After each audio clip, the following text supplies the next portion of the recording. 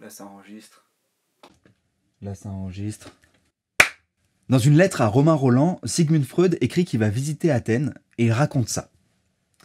L'après-midi de notre arrivée, quand je me trouvais sur la... Ok.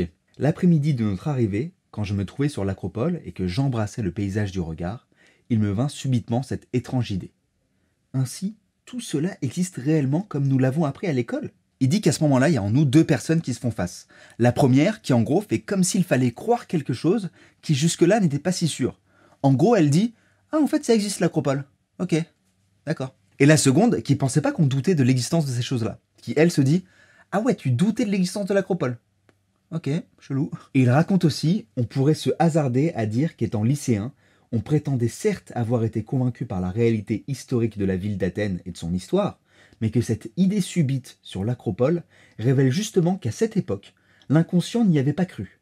Ce ne serait que maintenant qu'on aurait acquis une conviction plongeant dans l'inconscient. Ce que décrit Freud, vous l'avez peut-être vous-même déjà ressenti face à des monuments qui sont vieux, genre très vieux, genre un vieux palpable quoi, hein, que tu peux toucher et tout, un vieux tellement vieux que tu as du mal vraiment à concevoir tout le temps qui te sépare de cet objet-là que tu touches ou que tu observes. C'est face à ce type de monument-là qu'on peut ressentir ce que Freud a ressenti et qu'il appelle le trouble de mémoire. La charpente de Notre-Dame, c'était l'un de ces monuments-là, qui font ressentir ce qu'a ressenti Freud.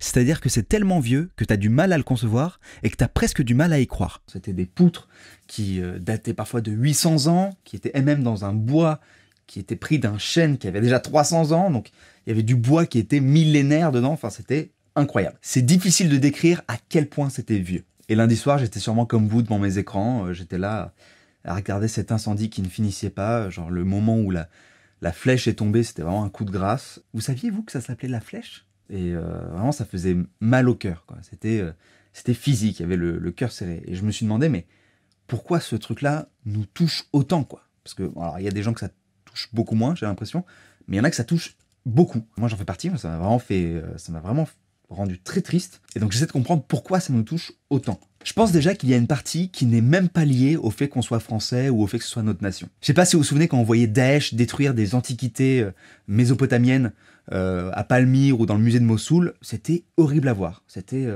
horrible. Ça rendait fou de rage et à la fois c'était extrêmement triste. Donc ces monuments et ces objets, même s'ils sont pas directement liés à la nation, ça nous fait mal de les perdre. Parce que c'est une trace de l'humanité. C'est une trace de notre espèce.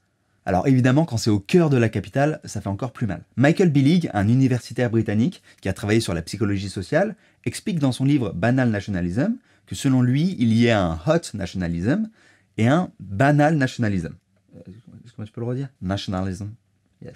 Le nationalisme hot, vous pouvez pas le louper, c'est genre le défilé du 14 juillet, c'est quand on chante la Marseillaise, c'est quand on gagne la Coupe du Monde, bref, c'est tout ça.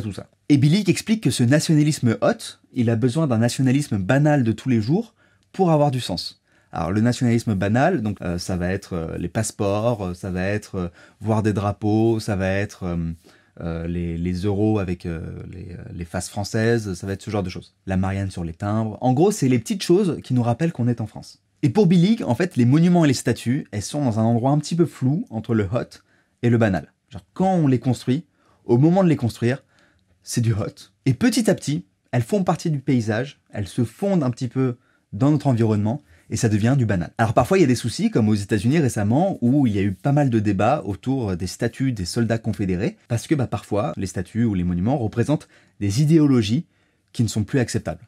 En fait, les idéologies bougent beaucoup plus vite que les monuments. Protéger les monuments, c'est protéger sa mémoire, en tant qu'individu, mais aussi en tant que société. C'est des édifices qui nous offrent de la sécurité, quelque chose d'impalpable auquel on peut se rattacher, et qui va nous offrir de la confiance et de la fierté. Alors quand on en voit un brûlé, ça nous atteint au cœur. Un endroit qu'on pensait intouchable. Et je pense que c'est pour ça que l'incendie de Notre-Dame nous blesse autant. Alors évidemment, on a réussi à sauver plein de choses de l'incendie. Il y a aussi des choses qui n'étaient pas si vieilles que ça. Voilà, ça c'est pour les côtés un peu cool.